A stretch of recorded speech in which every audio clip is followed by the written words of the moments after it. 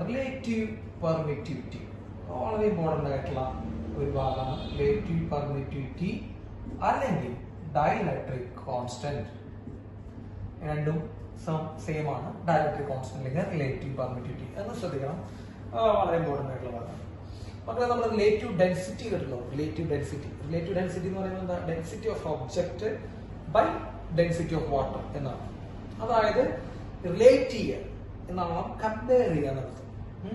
Compare ചെയ്യുക എന്ന് പറയുമ്പോൾ താരതമ്യപ്പെടുത്തുക. ഇപ്പൊ ഡെൻസിറ്റി, റിലേറ്റീവ് ഡെൻസിറ്റി എന്ന് പറഞ്ഞാൽ ശരിക്കും നമ്മൾ ഉദ്ദേശിക്കുന്നത് വെള്ളത്തിന്റെ ഡെൻസിറ്റിയുമായിട്ട് കമ്പയർ ചെയ്യണം നമ്മൾ ചെയ്യും. വെള്ളത്തിന്റെ ഡെൻസിറ്റിയുമായിട്ട് നമ്മളൊന്ന് കമ്പയർ ചെയ്യും. അതാണ് റിലേറ്റീവ് ഡെൻസിറ്റി എന്ന് പറയുന്നത്. അപ്പൊ റിലേറ്റീവ് ഡെൻസിറ്റി രണ്ടാണെന്ന് എന്താണ്? ഇത് ഞാൻ പഠിക്കാൻ പരീക്ഷയ്ക്ക് വരുന്ന ക്വസ്റ്റൻ അല്ല പറഞ്ഞത്, നമുക്ക് മനസ്സിലാക്കി പഠിക്കാൻ വേണ്ടി പറയാം. റിലേറ്റീവ് ഡെൻസിറ്റി ഓഫ് ബോഡി രണ്ടാന്ന് പറയുമ്പോൾ എന്താർത്ഥം? വെള്ളത്തിനേക്കാൾ രണ്ടായിരട്ടിയെന്ന് അർത്ഥം അവരുടെ ഡെൻസിറ്റി. Relative density 10 എന്താർത്ഥം? വെള്ളത്തിനേക്കാൾ 10 ഇരട്ടിയാണ് ആ ഒബ്ജക്റ്റിന്റെ ഡെൻസിറ്റി എന്നർത്ഥം. അപ്പൊ റിലേറ്റ് ചെയ്യാന്ന് പറഞ്ഞു കഴിഞ്ഞാൽ കമ്പയർ ചെയ്യാമെന്ന് അർത്ഥം.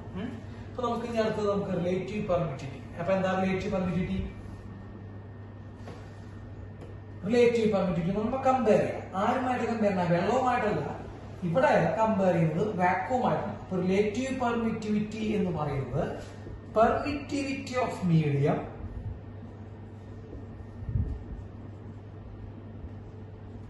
by permittivity of vacuum. Permittivity of medium by permittivity of vacuum. അപ്പൊ ഇവിടെ ആരായിട്ട് കമ്പയർ ചെയ്യണം? നമുക്ക് നിങ്ങൾ വാക്വം ആയിട്ടാണ് മക്കളെ നമ്മൾ കമ്പയർ ചെയ്യുന്നത്. അപ്പോൾ relative permittivity epsilon R equal to permittivity of medium epsilon medium by epsilon 0. ഇതാണ് റിലേറ്റീവ് പെർമിറ്റിവിറ്റി. ഓക്കെ, ഇതിൽ നമുക്ക് ഇങ്ങനെ എപ്സിലോൺ 0നെ ലെഫ്റ്റ് സൈഡിൽ എടുക്കുകയാണെങ്കിൽ epsilon 0 epsilon R equal to epsilon.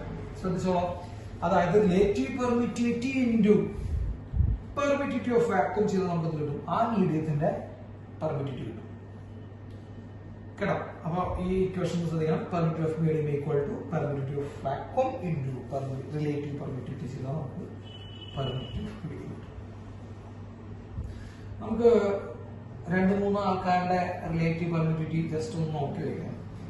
Relative permittivity of water, epsilon ആറിന് ഇതിന്റെ റിലേറ്റീവ് പെർമിറ്റിവിറ്റി ഓഫ് വാട്ടർ എന്നതാണ്. Relative permittivity of മെറ്റലിന്റെ റിലേറ്റീവ് പെർമിറ്റിവിറ്റി ഇൻഫിനിറ്റി ആണ്. റിലേറ്റീവ് പെർമിറ്റിവിറ്റി ഓഫ് വാക്വത്തിന്റെ റിലേറ്റീവ് പെർമിറ്റിവിറ്റി 1 ആണ്. ഏറ്റവും മിനിമം റിലേറ്റീവ് പെർമിറ്റിവിറ്റി വാക്വത്തിനാണ്, അത് 1 ആണ്. ഏറ്റവും മാക്സിമം അത് മെറ്റലിനാണ്. വെള്ളത്തിന്റെ വാല്യൂ ഒന്ന് ജസ്റ്റ് നോട്ട് ചെയ്താൽ 80. ഓക്കെ, ഇതാണ് 3 കേസുകൾ. അപ്പോ വാക്വത്തിന്റെ 1, relative permittivity of metal infinity, relative permittivity of water 80 ആണ്. നമ്മളൊരു ക്വസ്റ്റ്യൻ പ്രതീക്ഷിക്കാം. What is permittivity of water?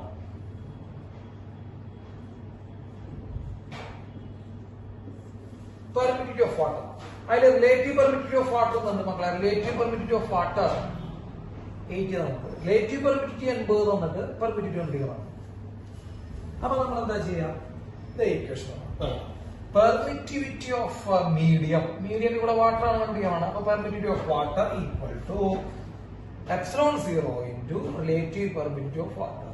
കേട്ടാ, അതിലെ എപ്സിലോൺ 0 നമ്മൾ നേരത്തെ പറഞ്ഞതാണ് 8.854 into 10⁻12 into 80. So what is permittivity of water? 8.854 into 80 into 10⁻12. അപ്പൊ ഇതൊരു ക്വസ്റ്റ്യൻ നമ്മൾ തന്നെ പ്രതീക്ഷിക്കണം.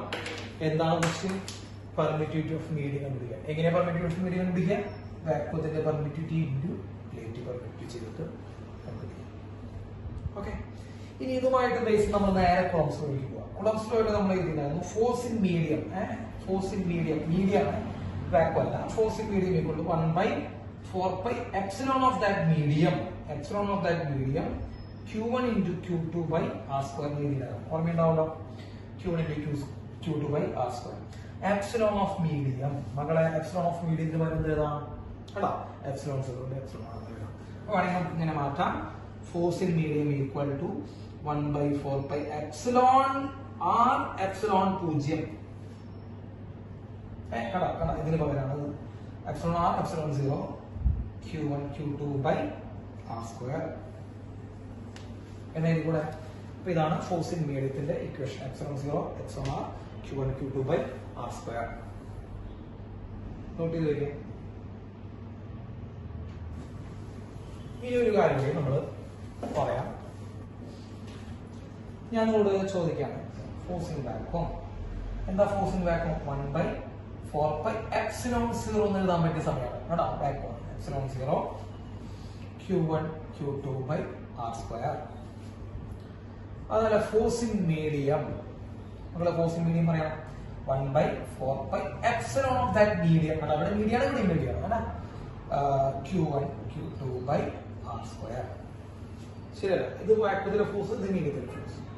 ഇത് രണ്ടും നമ്മൾ ഡിവൈഡ് ചെയ്യാം. അപ്പൊ force in vacuum by force in medium equals force in vacuum by force in medium. മക്കളെ q1 q2 r² വെട്ടിപ്പോയി 1/4π വെട്ടിപ്പോയി. ബാക്കി എന്താണ്? Epsilon medium by epsilon super. ഇത് നമ്മൾ എന്താണ് ഇതിന്റെ റിലേറ്റീവ് പെർമിറ്റിവിറ്റി. അപ്പോൾ വളരെ ഇമ്പോർട്ടന്റ് ആയിട്ടുള്ള ഇക്വേഷൻ ആണ് force in medium by force in vacuum by force in medium equal to relative permittivity. Force in vacuum by force in medium is equal to relative permittivity. അപ്പൊ force in medium equal to മക്കളെ force in medium equal to force in vacuum by relative permittivity. Force in vacuum by relative permittivity വളരെ important ആയിട്ടുള്ള ഭാഗം. ചിലപ്പോൾ അവർ ചോദിക്കും if charges are placed in air, എയറിലെങ്കിൽ vacuum കുഴപ്പമില്ല. Force acting is F. Charge എയറിൽ വാക്വത്തിൽ പ്ലേസ് ചെയ്യുമ്പോൾ ഫോഴ്സ് എത്രയാണ്? എഫ് ആണ്. If the space between charge filled with a medium of dielectric constant 10, what is the new force? ഇങ്ങനെയുള്ള question ഒക്കെ നമ്മൾ എൻട്രൻസിനെ കാണാറുണ്ട്. What is a new force? വളരെ സിമ്പിൾ ആയ question. Force in medium equal എന്ന് വെച്ചാൽ force in vacuum by dielectric constant. ഇവിടെ ഫോഴ്സ് ഇൻ വാക്വം എത്ര ഉണ്ട് മക്കളെ? എഫ് എന്നുണ്ട് ബൈ ഡയലക്ട്രിക് കോൺസ്റ്റന്റ് എത്രയാണ്? 10. സോ വളരെ സിമ്പിൾ ആണ്. So force in medium equal to F/10. അപ്പോ ഏതെങ്കിലും മീഡിയത്തിലെ വാക്വത്തിലെ ഫോഴ്സ് ഉണ്ട്, ഏതെങ്കിലും മീഡിയത്തിലെ ഫോഴ്സ് കണ്ടുപിടിക്കാൻ പറഞ്ഞാൽ ആ മീഡിയത്തിന്റെ ഡയലക്ട്രിക് കോൺസ്റ്റന്റ് ഡിവൈഡ് ചെയ്താൽ നമുക്ക് ആ മീഡിയത്തിലെ ഫോഴ്സ് കിട്ടും. ഓക്കെ. പിന്നെ ഇതിൽ നമുക്ക് മനസ്സിലാക്കുന്ന ഏറ്റവും പ്രധാനപ്പെട്ട കാര്യം ഫോഴ്സ് ഇൻ വാക്വം ആണ്. Maximum force is in vacuum. മക്കളെ രണ്ട് ചാർജ് തമ്മിൽ ഏറ്റവും മാക്സിമം ഫോഴ്സ് ഉണ്ടാവുന്നത് വാക്വത്തിലാണ് കേട്ടോ. അപ്പൊ മെറ്റലാണ് വെച്ചിരുന്നത്, മെറ്റലിന്റെ ഫോഴ്സ് എന്തായാലും 0 ആയിരിക്കും. ഓക്കെ. മെറ്റലാണെങ്കിൽ ഫോഴ്സ് 0 ആയിരിക്കും. വാക്വത്തിലാണ് ഏറ്റവും കൂടുതൽ മാക്സിമം ഫോഴ്സ്. പലർക്കും ഇതൊരു അത്ഭുതമായിരിക്കും. മാക്സിമം ഫോഴ്സ് മെറ്റലാണെന്ന് വിചാരിച്ചിരിക്കുന്ന ആൾക്കാരൊക്കെ ഉണ്ടാവും. മെറ്റലല്ല മാക്സിമം ഫോഴ്സ് ഒക്കെ ഉണ്ടാവും, വാക്വത്തിലാണ് ഉണ്ടാവും. ഓക്കെ. ഇത്രയും പോയിന്റ്സ് നന്നായി പഠിക്കാം. ഓക്കെ. ഇലക്ട്രിക് ഫീൽഡിനെ കുറിച്ച് ഡിസ്കസ് ചെയ്യാം. ഇലക്ട്രിക് ഫീൽഡ് എന്താ? ഇലക്ട്രിക് ഫീൽഡ് എന്ന് പറയുമ്പോൾ നമ്മളൊരു ചാർജ് എടുത്തു, ഒരു ക്യാപിറ്റൽ ക്യൂ എന്നുള്ള ഒരു ചാർജ് എടുത്തിട്ടുണ്ട്. ഈ ക്യാപിറ്റൽ ക്യൂ എന്ന് പറയുന്ന ഈ ചാർജിന് ചുറ്റുമുള്ള ഒരു സ്പേസ്, സ്ഥലത്ത് ക്യാപിറ്റൽ ക്യൂ ചാർജിന് ചുറ്റുമുള്ള ഒരു സ്പേസിൽ ഈ ചാർജിന്റെ ഇഫക്റ്റ് ഉണ്ടാവും. എന്താ ചാർജ് ഉണ്ടാക്കാൻ പറ്റുന്ന ഇഫക്റ്റ്? ചാർജിന് സാധാരണ ഉണ്ടാക്കാൻ പറ്റുന്ന ഇഫക്റ്റ് എന്ന് പറഞ്ഞു കഴിഞ്ഞാൽ നമ്മൾ മറ്റൊരു ചാർജിനെ കൊണ്ടുവയ്ക്കുമ്പോൾ എന്ത് സംഭവിക്കും? അവർ തമ്മിൽ ഫോഴ്സ് ഓഫ് അട്രാക്ഷൻ ഉണ്ടാവും. അട്രാക്ഷനോ റിപ്പൾഷനോ ഇതുപോലെ. അപ്പൊ അതായത് ഈ ക്യാപിറ്റൽ ക്യൂ എന്ന് പറയുന്ന ഈ ചാർജിന് ചുറ്റും ഒരു റീജിയനുള്ളിൽ നമ്മൾ എവിടെ ഒരു ചാർജ് കൊണ്ടുവച്ചാലും അവർ തമ്മിൽ എന്തുണ്ടാവും? ഇലക്ട്രോസ്റ്റാറ്റിക് ഫോഴ്സ് ഉണ്ടാവും. അപ്പൊ അതാണ് പറയുന്നത്, ഒരു ചാർജിന് ചുറ്റുമുള്ള ഒരു റീജിയനിൽ മറ്റൊരു ചാർജ് കൊണ്ടുവച്ച് കഴിഞ്ഞാൽ ഇലക്ട്രോസ്റ്റാറ്റിക് ഫോഴ്സ് അവിടെ ഉണ്ടാവും എന്ന് പറയുമ്പോൾ ആ ചാർജിന് അതിന്റെ ഇഫക്റ്റ് കൊടുക്കാൻ പറ്റുന്ന റീജിയൻ എന്ന് പറയുന്നത് അത്രയാണ്. ആ റീജിയന് പുറത്തിറങ്ങി. ഇപ്പൊ സപ്പോസ് ഇതാണ് റീജിയൻ, ഈ റീജിയന് പുറത്ത് നമ്മളൊരു ചാർജ് കൊണ്ടുവച്ചു വെച്ചാൽ ഈ ചാർജിന് എന്ത് ചെയ്യാൻ പറ്റില്ല, അട്രാക്ട് ചെയ്യാൻ പറ്റില്ല. അപ്പോ ഒരു ചാർജിനെ അട്രാക്ട് ചെയ്യാൻ പറ്റുന്ന അതിന് ചുറ്റുമുള്ള സ്ഥലം, അല്ലെങ്കിൽ ഒരു ചാർജിന്റെ ഇഫക്റ്റ് അനുഭവപ്പെടുന്ന അതിന് ചുറ്റുമുള്ള സ്ഥലത്തിനെ നമ്മൾ എന്ത് വിളിക്കുക, ഇലക്ട്രിക് ഫീൽഡ് എന്ന് വിളിക്കുക. ക്ലിയർ ആയി വിചാരിക്കും, ഇലക്ട്രിക് ഫീൽഡ്. ഇനി നമ്മൾ electric field intensity,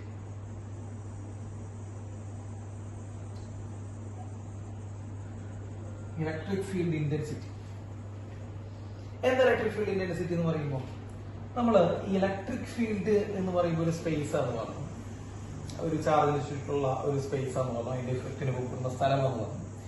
electric field intensity എന്ന് പറഞ്ഞു കഴിഞ്ഞാൽ ഒരു ചാർജ് ഉണ്ടാക്കുന്ന ഫീൽഡിന്റെ സ്ട്രെങ്ത്, ഒരു ചാർജ് ഉണ്ടാക്കുന്ന ഫീൽഡിന്റെ സ്ട്രെങ്ത് നമ്മൾ പറയാൻ വേണ്ടി നമ്മൾ ഫിസിക്സ് ഇൻട്രൊഡ്യൂസ് ചെയ്ത ഒരു ടൈമാണ് ഇലക്ട്രിക് ഫീൽഡ് ഇന്റൻസിറ്റി. ഇപ്പൊ എല്ലാ ചാർജുകളും ഒരേ സ്ട്രെങ്ത് ആണ് ഉണ്ടാക്കുക അല്ലല്ലോ, പല ചാർജുകളും പല രീതിയിലാണ് സ്ട്രെങ്ത് ഉണ്ടാക്കുക. അപ്പൊ മാഗ്നിറ്റ്യൂഡ് കൂടിയ ചാർജുകൾ 5 കുളം ചാർജ് ഉണ്ടാക്കുന്ന സ്ട്രെങ്ത് അല്ല 10 കുളം ചാർജ് ഉണ്ടാക്കും. 10 കുളം ചാർജ് കുറച്ചുകൂടി നല്ല ഒരു ഫീൽഡ് അതിന് ചുറ്റും ക്രിയേറ്റ് ചെയ്യുന്നു. ഏറ്റവും കോമൺ സെൻസ് ആണ്. അപ്പോൾ എല്ലാ ചാർജും ഉണ്ടാക്കുന്ന ഫീൽഡിന്റെ സ്ട്രെങ്ത്, അളവ് എന്നല്ല സെയിം അല്ല. ആ ഇലക്ട്രിക് ഫീൽഡിന്റെ സ്ട്രെങ്ത്, ശക്തി എത്ര മാത്രമാണെന്ന് പറയാൻ നമ്മൾ വേണ്ടി ഇൻട്രൊഡ്യൂസ് ചെയ്ത ടൈമാണ് ഇലക്ട്രിക് ഫീൽഡ് ഇന്റൻസിറ്റി. ഡൗട്ട് ഇല്ലാതെ വിചാരിക്കണം. ഇലക്ട്രിക് ഫീൽഡ് ഇന്റൻസിറ്റി എന്ന് പറയുമ്പോൾ ഇലക്ട്രിക് ഫീൽഡിന്റെ സ്ട്രെങ്ത് എത്ര മാത്രമുണ്ട് എന്ന് പറയാൻ വേണ്ടി നമ്മൾ ഇൻട്രൊഡ്യൂസ് ചെയ്ത ടൈമാണ് ഇലക്ട്രിക് ഫീൽഡ് ഇന്റൻസിറ്റി. ഇപ്പൊ നോക്കാം, ഇവിടെ ഒരു ക്യാപിറ്റൽ Q ചാർജ് ഉണ്ട്, അതിന് ചുറ്റും എന്തുണ്ടാക്കുന്നുണ്ട് മക്കളെ, ഒരു റീജിയൻ ഉണ്ട്. ആ റീജിയനിൽ ഈ ക്യാപിറ്റൽ Q ചാർജിന്റെ ഇഫക്റ്റ് അനുഭവപ്പെടുന്നത്. അപ്പൊ അതിന്റെ ഇലക്ട്രിക് ഫീൽഡാണ്. എനിക്ക് ആ ഇലക്ട്രിക് ഫീൽഡിന്റെ ശക്തി എത്രയാണെന്ന് കാണാം, അതായത് ഇന്റൻസിറ്റി എത്രയാണെന്ന്. ഇന്റൻസിറ്റി തീവ്രത അറിയാലോ, ഇന്റൻസിറ്റി എത്രയാണെന്ന്. അപ്പൊ ഇന്റൻസിറ്റി അറിയണമെങ്കിൽ ഇതിന് ചുറ്റും കുറെ സ്ഥലങ്ങളുണ്ട്. അപ്പൊ നമുക്ക് ഇന്റൻസിറ്റി അറിയണമെങ്കിൽ നമ്മൾ ആദ്യം ഡിഫൈൻ ചെയ്യണം. ഒരു പോയിന്റിലത്തെ ഇന്റൻസിറ്റി നമുക്ക് കണ്ടുപിടിക്കാൻ പറ്റും, സ്വാഭാവികമാണ്. ഒരു ചാർജിന് ചുറ്റും റീജിയൻ കുറെ ഉണ്ട് അല്ലേ, റീജിയൻ ആ ചാർജിന് ചുറ്റും ഇങ്ങനെ പരന്ന് കിടക്കുന്നുണ്ട്. അപ്പൊ നമ്മൾ ഇന്റൻസിറ്റി, ശക്തി എത്രയാണെന്ന് നമ്മൾ പറഞ്ഞെങ്കിൽ നമ്മൾ എന്ത് ചെയ്യണം, ഒരു പോയിന്റ് ഇവിടെ ആദ്യം എന്ത് ചെയ്യണം, അസ്യൂം ചെയ്യണം. ഈ പോയിന്റിലെ ഇന്റൻസിറ്റി എത്രയാണ്, അല്ലെങ്കിൽ ഈ പോയിന്റിലെ ഇന്റൻസിറ്റി, അല്ലെങ്കിൽ ഈ പോയിന്റിലെ ഇന്റൻസിറ്റി, അല്ലെങ്കിൽ ഈ പോയിന്റിലെ ഇന്റൻസിറ്റി എത്രയാണ്. ഓരോ പോയിന്റും ഒരു ഇന്റൻസിറ്റി അല്ലെ. ചാർജിനോട് അടുത്ത് വരുമ്പോൾ ഇന്റൻസിറ്റി കൂടുതലായിരിക്കും, ചാർജിന് അകലേക്ക് പോകുന്നതോറും സംഭവിക്കും ഇന്റൻസിറ്റി കുറവായിരിക്കും. ഈ ക്ലാസ്സിൽ ഇരുന്നവർക്കൊക്കെ അറിയാം, നമ്മളിപ്പോ സ്കൂളില് ഒരു ക്ലാസ് റൂമിൽ ഇരിക്കുമ്പോൾ ടീച്ചറുടെ അടുത്തിരിക്കുന്ന കുട്ടികൾ ഹൈ ഇന്റൻസിറ്റിയിലാണ്, ഭയങ്കര അധികം ഇന്റൻസിറ്റിയിൽ ഇരിക്കുന്ന കുട്ടികളാണ്. കാരണം അവരടുത്താണ്, ടീച്ചറിന്റെ അടുത്താണ്, ഭയങ്കര ശ്രദ്ധിച്ചിരിക്കേണ്ടി വരും. ഈ ബാക്ക് ബെഞ്ചിലേക്ക് പോകുന്നതോറും എന്ത് സംഭവിക്കും, ചെറുതായിട്ടൊക്കെ നമുക്ക് സംസാരിക്കാം. കാരണം എന്താ, ടീച്ചറിൽ നിന്ന് അകലെയാണ്, തീവ്രത കുറവാണ്, ടീച്ചറുടെ ഫീൽഡ് കുറവാണ്. ഇപ്പൊ ടീച്ചറെ നമ്മളൊരു ചാർജായിട്ട് കൺസിഡർ ചെയ്യുകയാണെങ്കിൽ, ടീച്ചറെ നമ്മളൊരു ചാർജായി കൺസിഡർ ചെയ്യുകയാണെങ്കിൽ ടീച്ചറിൽ നിന്ന് അടുത്തിരിക്കുന്ന കുട്ടികളിൽ ഫീൽഡ് വളരെയധികം എന്തായിരിക്കും, കൂടുതലായിരിക്കും. ടീച്ചറിൽ നിന്ന് അകലേക്ക് പോകുന്ന കുട്ടികൾക്ക് എന്തായിരിക്കും, ഫീൽഡ് കുറവായിരിക്കും. അത് നമുക്ക് സ്വാഭാവികമാണ്. അകലേക്ക് പോകുന്നതനുസരിച്ച് ഫീൽഡ് കുറവായിരിക്കും, അതിനനുസരിച്ച് സംസാരം കൂടും, കളി കൂടും, ഇതൊക്കെ നമുക്കറിയാവുന്ന. അപ്പൊ നമ്മൾ ഫീൽഡ് ഇന്റൻസിറ്റി നമ്മൾ പറയണമെങ്കിൽ നമ്മൾ ആദ്യം എന്ത് ചെയ്യണം, ഒരു പോയിന്റ് ഡിഫൈൻ ചെയ്യും. അപ്പൊ ഞാൻ എന്ത് ചെയ്യുന്നു, ഒരു പോയിന്റ് ഡിഫൈൻ ചെയ്തു. ഇപ്പൊ സപ്പോസ് P എന്ന് പറഞ്ഞ ഒരു പോയിന്റ് ഡിഫൈൻ ചെയ്തു. ഈ P എന്ന് പറയുന്ന പോയിന്റിലെ ഇലക്ട്രിക് ഫീൽഡ് ഇന്റൻസിറ്റിയാണ് എന്ത് ചെയ്യുന്നത്, കണ്ടുപിടിക്കേണ്ടത് എന്ന് വിചാരിക്കും. ഇലക്ട്രിക് ഫീൽഡ് ഇന്റൻസിറ്റിയാണ് കണ്ടുപിടിക്കുന്നത്. എങ്ങനെ നമ്മൾ ഇലക്ട്രിക് ഫീൽഡ് ഇന്റൻസിറ്റിയെ ഡിഫൈൻ ചെയ്തേക്കണം, it is the force acting on unit positive charge placed in electric field, placed in a point electric field, placed on a point electric field. അതായത് ഇപ്പൊ ഞാൻ പറഞ്ഞു തരാണെങ്കിൽ എനിക്ക് P എന്ന് പറയുന്ന പോയിന്റില് ഉള്ള ഇലക്ട്രിക് ഫീൽഡ് ഇന്റൻസിറ്റിയാണ് കണ്ടുപിടിക്കുന്നത്. ആരുണ്ടാക്കുന്നത്, ഈ ക്യാപിറ്റൽ Q ഉണ്ടാകും. ക്യാപിറ്റൽ Q ചാർജ് ഉണ്ടാക്കുന്ന ഇലക്ട്രിക് ഫീൽഡ് ഇന്റൻസിറ്റി ഏത് പോയിന്റിലെ, P എന്ന് പറഞ്ഞ പോയിന്റ്. എന്തുകൊണ്ട് പോയിന്റ് സെലക്ട് ചെയ്യുന്ന കാരണം ഇപ്പൊ ഞാൻ നേരത്തെ പറഞ്ഞതാണ്, P എന്ന് പറഞ്ഞ പോയിന്റ് ഇലക്ട്രിക് ഫീൽഡ് ഇന്റൻസിറ്റിയാണ് കണ്ടുപിടിക്കും. അപ്പൊ ഞാൻ എന്ത് ചെയ്യും, എങ്ങനെയാണ് ഡെഫിനേഷൻ പറഞ്ഞത്, ഇത് ഇലക്ട്രിക് ഫീൽഡ് ഇന്റൻസിറ്റി എന്ന് പറയുന്നത് ഫോഴ്സ് ആണ്. എന്തും ആക്ട് ചെയ്യുന്ന ഫോഴ്സ് ആണ് മക്കളെ, യൂണിറ്റ് പോസിറ്റീവ് ചാർജ് ആക്ട് ചെയ്യുന്ന ഫോഴ്സ് ആണ്. എവിടെ വെക്കുമ്പോൾ അത് ആ പോയിന്റ് വെക്കും എന്ന് പറഞ്ഞാൽ എന്ത് സംഭവിക്കണം, ഈ പോയിന്റിൽ ഒരു യൂണിറ്റ് പോസിറ്റീവ് ചാർജ് വെച്ചു എന്ന് വിചാരിക്കുക. വെക്കാൻ പാടില്ല, വെച്ചു എന്ന് വിചാരിക്കുക. അപ്പൊ ഈ പോയിന്റ് ഒരു യൂണിറ്റ് പോസിറ്റീവ് ചാർജ് വെച്ചിരുന്നെങ്കിൽ ഈ യൂണിറ്റ് പോസിറ്റീവ് ചാർജിലേക്ക് ആക്ട് ചെയ്യുന്ന ഫോഴ്സ് എത്ര മാത്രമുണ്ട്, അതാണ് അവിടുത്തെ ഇലക്ട്രിക് ഫീൽഡ് ഇന്റൻസിറ്റി. ഏത് പോയിന്റ്? പി എന്ന് പറഞ്ഞ പോയിന്റ്. ഇനി നിങ്ങൾക്ക് ഇവിടുത്തെ പോയിന്റ് വേണം, ആറെന്ന് പോകുന്ന പോയിന്റിലെ ഇന്റൻസിറ്റി വേണമെങ്കിൽ നിങ്ങൾ ആറെന്ന് പോയിന്റ് ഒരു യൂണിറ്റ് പോസിറ്റീവ് ചാർജ് വെച്ചിരുന്നെങ്കിൽ, ഞാൻ വീണ്ടും പറഞ്ഞു ശ്രദ്ധിക്കുക, വെച്ചിരുന്നെങ്കിൽ, വെച്ചിട്ട് കണ്ടുപിടിക്കാനല്ല, വെച്ചിരുന്നെങ്കിൽ അവിടെ ഉണ്ടാകുമായിരുന്ന ഫോഴ്സ് ആണ് ആ പോയിന്റ് ഇലക്ട്രിക് ഫീൽഡ് ഇന്റൻസിറ്റി. ഇനി ഈ പോയിന്റ് കുറച്ചുകൂടി അകലം കൂടുതലാണ് കണ്ടോ, എസ് എന്ന് പറയുന്ന പോയിന്റ് കുറച്ചുകൂടി അകലം കൂടുതലാണ്. അപ്പൊ എസ് എന്ന് പറഞ്ഞ പോയിന്റ് ഫീൽഡ് ഇന്റൻസിറ്റി കുറച്ച് എന്തായിരിക്കും, കുറവായിരിക്കും താരതമ്യേന, കാരണം അകലം കൂടുതൽ ഫീൽഡ് ഇന്റൻസിറ്റി കുറവായിരിക്കും. അപ്പൊ എസിലെ ഇലക്ട്രിക് ഫീൽഡ് ഇന്റൻസിറ്റി എങ്ങനെ നമ്മൾ കണ്ടുപിടിക്കുക? അതിലേക്ക് ഒരു യൂണിറ്റ് പോസിറ്റീവ് ചാർജ് വെച്ചിരുന്നെങ്കിൽ, എവിടെ ആ പോയിന്റിൽ വെച്ചിരുന്നെങ്കിൽ അവിടെ ഉണ്ടാകുന്ന അല്ലെ ഫോഴ്സ്, ഇലക്ട്രോസ്റ്റാറ്റിക് ഫോഴ്സിനെയാണ് നമ്മൾ ഇലക്ട്രിക് ഫീൽഡ് ഇന്റൻസിറ്റി എന്ന് പറയുന്നത്. നിങ്ങൾ പ്ലസ് ടുവിൽ പഠിച്ചിട്ടുണ്ടാവും, ഇങ്ങനെ ഒരു യൂണിറ്റ് പോസിറ്റീവ് ചാർജിനൊക്കെ ആക്ട് ചെയ്യുന്ന ഫോഴ്സ് ആണ് ഇലക്ട്രിക് ഫീൽഡ് ഇന്റൻസിറ്റി. എങ്കിലും നമ്മളിവിടെ യൂണിറ്റ് പോസിറ്റീവ് ചാർജ് വെച്ചിട്ടല്ല അത് കണ്ടുപിടിച്ചത്, നമ്മൾ വളരെ ഒരു ചെറിയൊരു ചാർജ്, ടെസ്റ്റ് ചാർജ് വെച്ചിട്ടാണ് അത് കണ്ടുപിടിച്ചത്. അപ്പൊ അതെന്തുകൊണ്ടാണെന്നുള്ള കാര്യങ്ങളൊന്നും നമുക്ക് ഇവിടെ ക്രാഷ് കോഴ്സിന് ആവശ്യമില്ല. അപ്പൊ നമ്മൾ അതൊക്കെ നിങ്ങൾ ഓർമ്മിച്ച് വെക്കുക, ഞാനത് പറയുന്നുള്ളൂ. ഇവിടെ ടെസ്റ്റ് ചാർജ് ആണ് വെക്കുക. ടെസ്റ്റ് ചാർജിൽ നിന്നാണ് നമ്മൾ യൂണിറ്റ് പോസിറ്റീവ് ചാർജിലേക്കുള്ള ഫോഴ്സ് നമ്മൾ എന്ത് ചെയ്തു, കണ്ടുപിടിച്ചത്. അതൊക്കെ നമുക്ക് പ്ലസ് ടു ടോപ്പിക് ആയിട്ട് നമ്മൾ ഡിസ്കസ് ചെയ്ത് കഴിഞ്ഞിട്ടുള്ളതാണ്. അപ്പൊ നമുക്ക് ക്രാഷിന് നമുക്ക് അതിന്റെ ആവശ്യമൊന്നുമില്ല. അപ്പൊ ജസ്റ്റ് ഒന്ന് പറഞ്ഞുള്ളൂ, യൂണിറ്റ് പോസിറ്റീവ് ചാർജ് അല്ല അവിടെ വെക്കരുത്, ടെസ്റ്റ് ചാർജ് വെച്ച് ടെസ്റ്റ് ചാർജിനൊക്കെ ആക്ട് ചെയ്യുന്ന ഫോഴ്സ് കണ്ടുപിടിച്ച് അവിടെ നിന്ന് നമ്മൾ യൂണിറ്റ് പോസിറ്റീവ് ചാർജിലേക്ക് ആക്ട് ചെയ്യുന്ന ഫോഴ്സിലേക്ക് മാത്സിലെ ടെക്നിക്ക് വെച്ച് മാറ്റുകയാണ് ചെയ്യുന്നത് കേട്ടോ. അതൊന്നും നമ്മളിവിടെ സർക്കാരും ഡിസ്കസ് ചെയ്യുന്നില്ല. അപ്പൊ ഇലക്ട്രിക് ഫീൽഡ് ഇന്റൻസിറ്റി എന്ന് പറയുന്നത് it is a force acting on unit positive charge. അതിന്റെ ഡെഫിനേഷൻ പ്രകാരം അതിന്റെ ഇക്വേഷൻ എന്ന് പറഞ്ഞ മക്കളെ, electric field is equal to force divided by q. ഓർമ്മയുണ്ടാവും, കുറെ കുട്ടികൾക്കെങ്കിലും പ്ലസ് ടു പഠിച്ച് ഓർമ്മയുണ്ടാവും, ബൈ ക്യൂ. എന്തുകൊണ്ടാ ബൈ ക്യൂ ചെയ്തു വന്നത്? ഈ ബൈ ക്യൂ ചെയ്താൽ നമുക്ക് യൂണിറ്റ് പോസിറ്റീവ് ചാർജിലേക്കുള്ള വാല്യൂ കിട്ടുള്ളൂ. സാധാരണ നമ്മൾ ഈ മാത്സിലൊക്കെ വളരെ സിമ്പിൾ ആയിട്ടുള്ള ഒരു കാര്യം പറയാറുണ്ട്, 5 മാങ്ങയ്ക്ക് 10 രൂപയാണെങ്കിൽ ഒരു മാങ്ങയ്ക്ക് എത്രയാണെന്ന് ചോദിച്ചാൽ നമ്മൾ എന്താ ബൈ ആണ് ചെയ്യുന്നത്, 10/5 2 രൂപ. അപ്പൊ ഒന്നിന്റെ വാല്യൂ, ഒരു സാധനത്തിന്റെ വില എത്രയാണ്, ഒരു ചാർജിലേക്ക് ആക്ട് ചെയ്യുന്ന ഫോഴ്സ് എത്രയാണ്. അപ്പൊ ഒന്നിന്റെ വാല്യൂ കണ്ടുപിടിക്കാൻ നമ്മൾ എന്ത് ചെയ്യാൻ സാധനം ബൈ ആണ് ചെയ്യുന്നത്. അപ്പോ അങ്ങനെയാണ് നമ്മൾ പ്ലസ് ടു പഠിച്ചത്, നമുക്ക് ഓർമ്മയുണ്ടാവും. അപ്പൊ electric field is equal to F by Q.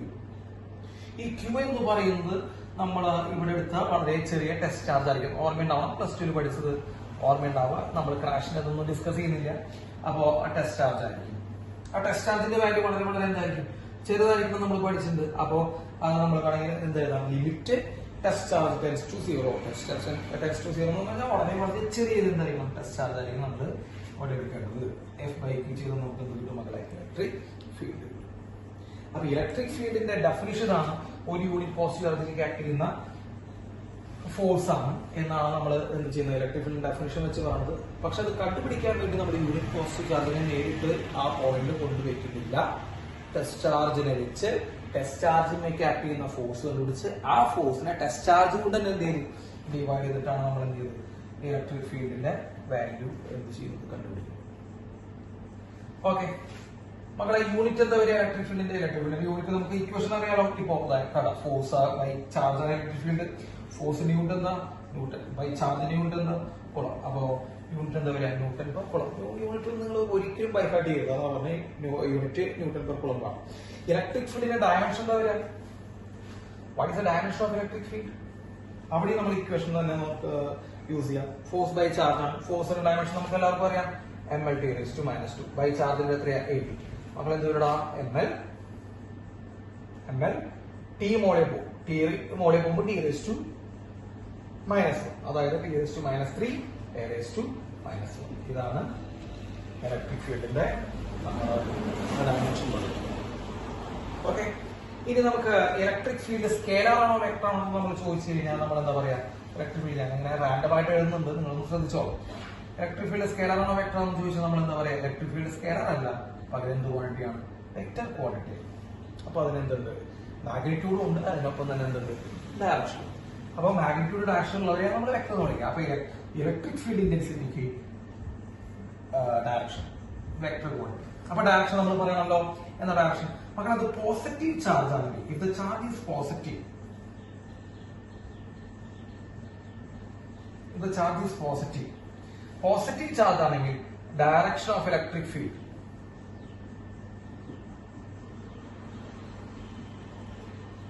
away from the charge through the point. So positive charge ആണെങ്കിൽ away from the charge through the point ആണ്. ഞാൻ പറഞ്ഞുതരാം. അപ്പോൾ ഒരു ചാർജ് പോസിറ്റീവ് ആണെങ്കിൽ ഇലക്ട്രിക് ഫീൽഡിന്റെ direction away from the charge through the point. അതായത് ഇപ്പൊ നമ്മൾ നോക്കുക, ഒരു ക്യാപിറ്റൽ Q എന്ന് പറഞ്ഞ ചാർജ് എടുത്തു. ഞാനേതാ ഇവിടെയാണ് എന്റെ പോയിന്റ് എടുക്കുന്നത്, പോയിന്റ് പി. ഈ പോയിന്റുകൾക്ക് വളരെയധികം റോളുണ്ട്. പോയിന്റ് പിയിലത്തെ ഇലക്ട്രിക് ഫീൽഡാണ് നമ്മൾ കണ്ടുപിടിക്കാൻ പോകുന്നത്. അപ്പൊ പോയിന്റ് പിയിലെ ഇലക്ട്രിക് ഫീൽഡ് നമ്മൾ കണ്ടുപിടിച്ചു കഴിഞ്ഞു വിചാരിക്കാം, മാഗ്നിറ്റ്യൂഡ് കണ്ടുപിടിച്ചു കഴിഞ്ഞു വിചാരിക്കാം. അപ്പൊ അതിന്റെ ഡയറക്ഷൻ പറയുമ്പോൾ എന്താ വരിക മക്കളെ? ഇതൊരു പോസിറ്റീവ് ചാർജ് ആയ കാരണം പോസിറ്റീവ് ചാർജിന്റെ ഡയറക്ഷൻ എന്താ വരിക? ഇലക്ട്രിക് ഫീൽഡിന്റെ അത് എവിടേക്കാ? Away from the charge through the point. കണ്ടോ, പോയിന്റ് വഴി പോയിന്റ് വഴി പോയിന്റിൽ കൂടെ എന്ത് ചെയ്യുന്നുണ്ട്? ഒരു ലൈൻ വരയ്ക്കുക, പോയിന്റുമായിട്ട് കണക്ട് ചെയ്ത് ഒരു ലൈൻ വരയ്ക്കുക, എന്നിട്ട് അവയിലേക്ക് എയർ മാർക്കർ. ഇത് ചാർജ് ഇസ് നെഗറ്റീവ്. ഇനി ഞാനിവിടെ എഴുതുന്നില്ല, ഞാൻ എങ്ങനെ എഴുതി വെക്കാം? If the charge is negative, if the charge is negative, the direction of electric field is towards the charge. അത് നമുക്ക് ഇവിടെ എഴുതാം. If the charge is negative, direction of field is towards the charge. Towards the charge through point. Towards the charge through point. അതായത് ഇപ്പൊ negative charge ആണെങ്കിൽ point S ആണെന്ന് വിചാരിക്കാം. ഈ എസിന്റെ എസ് എന്ന് പറഞ്ഞ പോയിന്റ് ആക്റ്റീവ് ഇലക്ട്രിക് ഫീൽഡിന്റെ ഡയറക്ഷൻ എന്ന് പറയുന്നത് ടുവേർഡ്സ് ദ ചാർജ് ആണ്. കേട്ടോ, അപ്പൊ നെഗറ്റീവ് ചാർജ് ആണെങ്കിൽ ടുവേർഡ്സ് ദ ചാർജ് വരണം, പോസിറ്റീവ് ചാർജ് ആണെങ്കിൽ അവേ ഫ്രം ദ ചാർജ് വരണം. അപ്പോ ഇതാണ് ഇലക്ട്രിക് ഫീൽഡ് ഇന്റൻസിറ്റിയുടെ ഇക്വേഷൻ. എഫ് ബൈ ക്യൂ എന്ന് ശ്രദ്ധിക്കണം, യൂണിറ്റ് ശ്രദ്ധിക്കണം, ഡയമെൻഷൻ ശ്രദ്ധിക്കണം, വെക്ടർ ആണ് ശ്രദ്ധിക്കണം.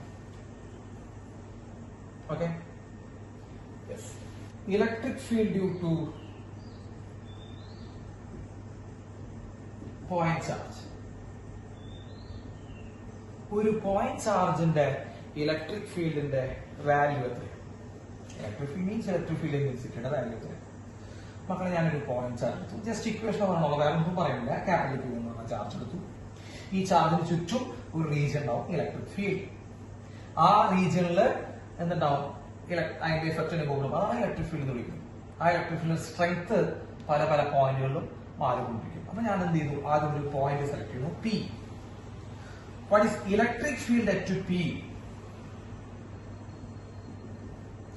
Electric field at P due to this charge, due to this point charge. ഈ പോയിന്റ് ചാർജ് ഉണ്ടാക്കുന്ന ഇലക്ട്രിക് ഫീൽഡ് എത്രയാണ് മക്കളെ? ഈ ചാർജിൽ നിന്ന് ഈ പോയിന്റുകളുടെ ഡിസ്റ്റൻസ് ആകാം. സോ ഈ പി എന്ന് പറഞ്ഞ പോയിന്റ് ഉണ്ടാവുന്ന ഇലക്ട്രിക് ഫീൽഡിന്റെ വാല്യൂ എന്ന് പറയുന്നത് electric field is equal to 1/4πε0. ഇത് ε0 ഞാൻ പറഞ്ഞത് വാക്വം ആണ്. നമ്മൾ വാക്വം തന്നെ പറഞ്ഞത് 1/4πε0 ചാർജ് ഡിവൈഡഡ് ബൈ r². ഇതെങ്ങനെ വന്നു എന്നുള്ള ഡെറിവേഷൻസ് ഒന്നും നമ്മൾ ക്രാഷിന്റെ ക്ലാസ്സിലില്ല, ജസ്റ്റ് ഇക്വേഷൻ മാത്രമേ ഉള്ളൂ. അപ്പൊ electric field is equal to 1/4πε0 Q/r². ഇതാണ് ഒരു പോയിന്റ് ചാർജ് ഉണ്ടാക്കുന്ന ഇലക്ട്രിക് ഫീൽഡിന്റെ ഇക്വേഷൻ. എന്തൊക്കെയായാലും 1/4πε0 നമുക്കറിയാം, എല്ലാത്തിലും ഉണ്ട്. Q എന്ന് പറയുമ്പോൾ ഈ ചാർജ്, R എന്ന് പറയുമ്പോൾ ഡിസ്റ്റൻസ്, ആ പോയിന്റിലേക്കുള്ള ഡിസ്റ്റൻസ്. അപ്പോൾ ഡിസ്റ്റൻസ് കൂടുതൽ എന്ത് സംഭവിക്കും? ഫീൽഡ് കുറഞ്ഞുകൊണ്ടിരിക്കും അല്ലെ? ഇപ്പൊ നമ്മൾ ഇവിടെ ഒരു പോയിന്റ് എന്ന് വിചാരിക്കുക, എസ് എന്ന് പറഞ്ഞ പോയിന്റ് കുറച്ചുകൂടി ഡിസ്റ്റൻസ് കൂടുതലാണ്, R1. അപ്പോ എസിലുള്ള ഇലക്ട്രിക് ഫീൽഡ് എന്താ പറയുക? ഈ ചാർജ് ഉണ്ടാക്കുന്നത് 1/4πε0 Q/r². ഓക്കെ, അപ്പോ ഇതാണ് electric field due to point ചാർജിന്റെ ഇക്വേഷൻ. നമുക്ക് ശ്രദ്ധിച്ചു വെക്കണം, വളരെ ഇമ്പോർട്ടന്റ് ആയിട്ടുള്ള ഇക്വേഷൻസ് ആണ്. 1/4πε0 Q/r². ഓക്കെ, ഇനി superposition of electric field. Superposition of electric field. അപ്പോൾ നമ്മള് കുളം ഫോഴ്സിന്റെ സൂപ്പർപോസിഷൻ പ്രിൻസിപ്പിൾ പറഞ്ഞിട്ടുണ്ടായിരുന്നു. സൂപ്പർപോസിഷൻ പ്രിൻസിപ്പിൾ ഓഫ് കുളം ഫോഴ്സ്, അത് തന്നെയാണ് ഇലക്ട്രിക് ഫീൽഡിന്റെ കേസിൽ വരുന്നത്. നമ്മളവിടെ 3 സ്റ്റെപ്പുകൾ പറഞ്ഞായിരുന്നു, ഓർമ്മയുണ്ടാവും മക്കളെ? 3 സ്റ്റെപ്പുകൾ.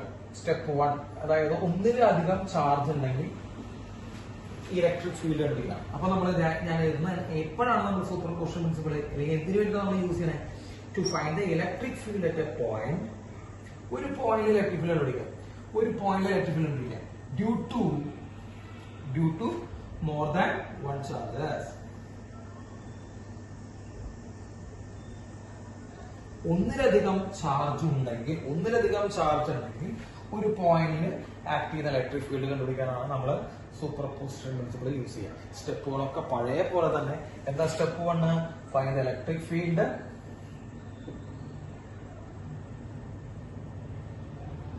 Due to individual charges. Individual charges ഉണ്ടാക്കുന്ന ഇലക്ട്രിക് ഫീൽഡ് കണ്ടുപിടിക്കുക. അതാണ് സ്റ്റെപ്പ് 1. എങ്ങനെ ഇൻഡിവിജ്വൽ ചാർജ് ഉണ്ടാക്കുന്ന ഇലക്ട്രിക് ഫീൽഡ് കണ്ടുപിടിക്കുന്നതായിരുന്നു ഇക്വേഷൻ. അപ്പൊ ഒരു പോയിന്റില് ഓരോ ചാർജ്, ഇപ്പൊ 3 ചാർജ് ഉണ്ടെന്ന് വിചാരിക്കും. ഞാൻ ഒരു എക്സാമ്പിൾ പറഞ്ഞുതരാം. Q1 എന്ന് പറഞ്ഞ ചാർജ് ഉണ്ട്, Q2 എന്ന് പറഞ്ഞ ചാർജ് ഉണ്ട്, Q3 എന്ന് പറഞ്ഞ ചാർജ് ഉണ്ട്. 3 ചാർജ് നിൽക്കുന്നുണ്ട്. ഈ പോയിന്റിലെ ഫീൽഡാണ് എനിക്ക് കണ്ടുപിടിക്കേണ്ടത്. P എന്ന് പറഞ്ഞ പോയിന്റിലെ ഫീൽഡാണ് കണ്ടുപിടിക്കേണ്ടത്. അപ്പൊ P എന്ന് പറഞ്ഞ പോയിന്റിലെ ഫീൽഡ് ആരൊക്കെ ഉണ്ടാക്കും? ഇവരുണ്ടാക്കും. 3 പേരുണ്ടാക്കും. അപ്പൊ നമ്മൾ എന്ത് ചെയ്യണം? ആദ്യം ഫസ്റ്റ് സ്റ്റെപ്പ് എന്താ? Find the electric field due to individual charges. എങ്ങനെ ഇൻഡിവിജ്വൽ ചാർജസിന്റെ ആദ്യം ചാർജ് എടുക്കുക, ഡിസ്റ്റൻസ് R1 എന്ന് വിചാരിക്കുക. അപ്പൊ എന്താ? E1 ഈക്വൽ ടു എന്ന് പറഞ്ഞാൽ first charge electric field is equal to, equation വളരെ സിമ്പിൾ ആണ്, 1/4πε0 Q1/R2². E2 ഈക്വൽ ടു രണ്ടാമത്തെ ചാർജ് R2 ആണ് ഡിസ്റ്റൻസ് എന്ന് വിചാരിച്ചു. അപ്പൊ 1/4πε0 Q2/R2². E3 equal to 1/4πε0 Q3/R3². ഇതാണ് E3, ഇതാണ് E2. ഫസ്റ്റ് സ്റ്റെപ്പ് അതാണ്. എന്താ? ഇൻഡിവിജ്വൽ ചാർജുകളുടെ ഇലക്ട്രിക് ഫീൽഡ് കണ്ടുപിടിക്കും. ഓക്കെ. രണ്ടാം സ്റ്റെപ്പ് നമ്മള് കുളംബ് ലോയിൽ പറഞ്ഞ അതേ സാധനം തന്നെ. സ്റ്റെപ്പ് 2 കുളംബ് ഫോഴ്സിൽ പറഞ്ഞ അതേ സംഭവം തന്നെ. സ്റ്റെപ്പ് 2 അസൈൻ ദ ഡയറക്ഷൻ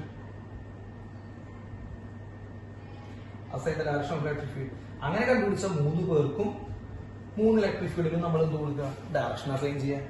എങ്ങനെയാ നമ്മൾ ഡയറക്ഷൻ അസൈൻ ചെയ്യുക? നമ്മൾ തൊട്ട് മുമ്പ് പറഞ്ഞതാണ്. എങ്ങനെ പറഞ്ഞ? പോസിറ്റീവ് ചാർജ് ആണെങ്കിൽ അവേ ഫ്രം ദ ചാർജ്. അപ്പൊ ഇത് പോസിറ്റീവ് ആണ്, എല്ലാം പോസിറ്റീവ് എന്ന് വിചാരിച്ചു. അപ്പൊ ഇവ ഉണ്ടാക്കുന്ന ഫീൽഡ് ഇങ്ങോട്ട് away from the charge through the point. ഇവ ഉണ്ടാക്കുന്ന field away from the charge through the point. ഇവ ഉണ്ടാക്കുന്ന field away from the charge through the point. So this is E1, this is E2 and this is E3. Assign the direction. ഇപ്പൊ negative ആണെങ്കിൽ towards the charge, അത്രേ ഉള്ളൂ. അപ്പോ assign direction assign ചെയ്യാം. മൂന്നാമത്തെ step, ലാസ്റ്റത്തെ മൂന്നാമത്തെ സ്റ്റെപ്പ് എന്താ ചെയ്യുക? Add vectorically. കാരണം ഇലക്ട്രിക് ഫീൽഡ് വെക്ടർ ക്വാണ്ടിറ്റി ആണ്. വെക്ടർ ക്വാണ്ടിറ്റി ആകുമ്പോൾ നമ്മൾ വെക്ടോറിക്കലി ആണ് ആഡ് ചെയ്യാൻ. അപ്പൊ വെക്ടോറിക്കലി ആഡ് ചെയ്യാം.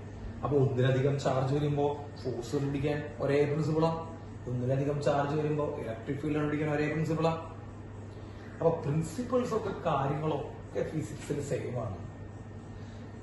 നമ്മൾ ഈ ബൈഹാർട്ട് പഠിക്കുമ്പോൾ ഒരു കാര്യം നമ്മൾ മനസ്സിലാക്കാതെ പഠിക്കുമ്പോൾ ഉണ്ടാവുന്ന പ്രശ്നം നമ്മൾ ഓരോന്നിനും ഓരോ പ്രിൻസിപ്പിളാന്ന് വരും.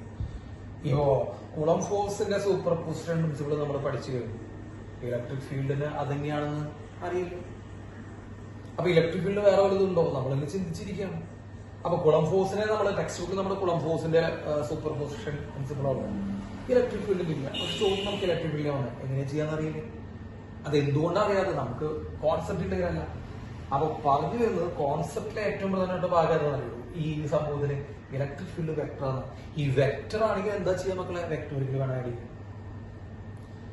ഇപ്പൊ നമ്മുടെ കയ്യിൽ 4 തേങ്ങ അല്ലെങ്കിൽ 4 സംഖ്യകളുണ്ട്. തേങ്ങ വേണ്ട, 4 സംഖ്യകൾ, തെറ്റിപ്പോയില്ല, 4 സംഖ്യകളുണ്ട്. സബ് ചെയ്യാൻ പറഞ്ഞാൽ നമ്മൾ 4 കൂടി ആഡ് ചെയ്യും അല്ലെ? അപ്പൊ വെക്ടർ ആഡ് ചെയ്യണമെങ്കിൽ എന്ത് ചെയ്യണം? വെക്ടോറിക്കലി വേണം ട്രീറ്റ് ചെയ്യാൻ. അപ്പൊ 3 ചാർജ് ഉണ്ടെങ്കിൽ 3 ഇലക്ട്രിക് ഫീൽഡ് ഉണ്ട്. 3 ചാർജ് ഉണ്ടെങ്കിൽ 3 ഇലക്ട്രിക് ഫീൽഡ് ഉണ്ട്. ടോട്ടൽ ഇലക്ട്രിക് ഫീൽഡ് എന്ന് പറഞ്ഞാൽ നമ്മൾ എന്തിനാണ്? ഓരോ ഇലക്ട്രിക് ഫീൽഡിന്റെ വാല്യൂ കണ്ടുപിടിക്കണം, ഡയറക്ഷൻ കൊടുക്കണം, വെക്ടോറിക്കലി ആഡ് ചെയ്യണം. ഇത് വളരെ സിമ്പിൾ ആണ്. ഇതെല്ലാ വെക്ടർ ക്വാണ്ടിറ്റികൾക്ക് ഇത് തന്നെയാണ്. എല്ലാ വെക്ടർ ക്വാണ്ടിറ്റികൾക്കും നിങ്ങൾ റിസൾട്ട് കണ്ടുപിടിക്കാൻ ഇത് തന്നെയാണ് ചെയ്യേണ്ടത്. ഓരോന്ന് സെപ്പറേറ്റ് കണ്ടുപിടിക്കുക, ആഡ് ചെയ്യുക, വെക്ടോറിക്കലി ആഡ് ചെയ്യുക. അപ്പൊ ഇതാണ് ഇലക്ട്രിക് ഫീൽഡിന്റെ super position principle. Okay. Charge placed in electric field. ഈ പറയുന്ന പോയിന്റുകളൊക്കെ ഒന്ന് പഠിക്കാൻ. Charge placed in electric field. ഞാൻ ഡെറിവേഷൻസ് ഒഴിവാക്കിയിട്ടുള്ളൂ. സാധാരണ ക്രാഷ് എടുക്കണ പോലെ ഓടി പോകുന്നില്ല. വളരെ പതുക്കെയാണ് ഞാൻ പോയിന്റുകൾ പറഞ്ഞത്. ഡെറിവേഷൻസ് ഇല്ല, ഡെറിവേഷൻസ് നമ്മൾ ഒഴിവാക്കി, നമുക്ക് ആവശ്യമില്ലാത്ത കാര്യങ്ങളൊക്കെ ഒഴിവാക്കിയിട്ടുണ്ട്. സോ എല്ലാവരും ശ്രദ്ധിക്കുക. Charge place electric field. ഒരു ഇലക്ട്രിക് ഫീൽഡിന്റെ നമ്മളൊരു ചാർജിനെ കൊണ്ട് പ്ലേസ് ചെയ്യാം. ചാർജും ഇലക്ട്രിക് ഫീൽഡും വന്നു കഴിഞ്ഞാൽ എപ്പോട്ടെ എങ്ങനെ ഏത് പ്രോബ്ലത്തിൽ നിങ്ങളൊരു ചാർജും ഇലക്ട്രിക് ഫീൽഡിനുള്ള സ്കോപ്പ് ഉണ്ട് ഞാൻ അപ്പൊ തന്നെ പറയാം. A force is experience on the charge.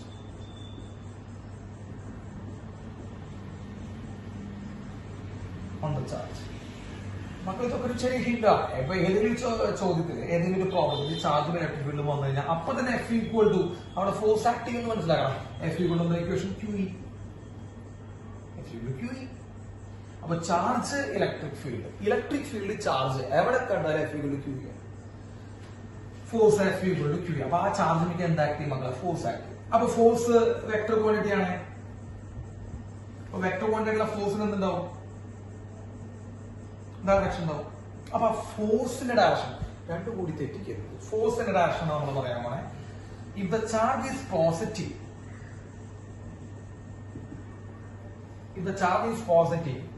the direction of force is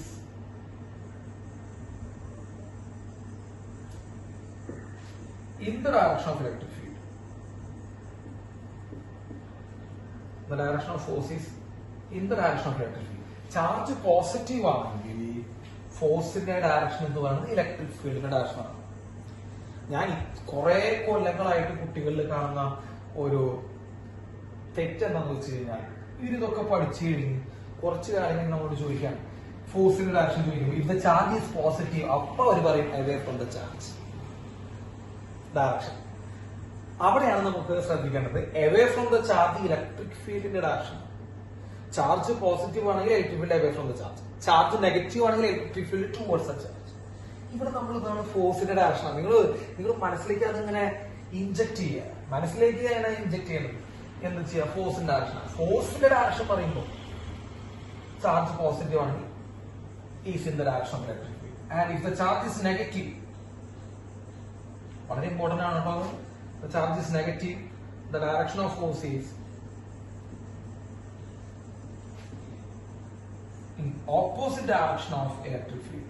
charge negative ആണെങ്കിൽ ഇലക്ട്രിക് ഫീൽഡിനെ ഓപ്പോസിറ്റ് ആയിരിക്കുമ്പോൾ നമ്മുടെ ആക്ട് ചെയ്യാം, ഫോഴ്സ് ആക്ട് ചെയ്യാം. അപ്പോ ചാർജും ഇലക്ട്രിക് ഫീൽഡ് എവിടെ കണ്ടാലും F ഈക്വൽ ടു QE ആണെന്നും അതിന്റെ ഡയറക്ഷൻ നമ്മൾ എന്ത് ചെയ്യണം? ഒന്ന് നോക്കി വെക്കണം. ഓക്കെ, യെസ്, നോട്ട് ചെയ്യാം.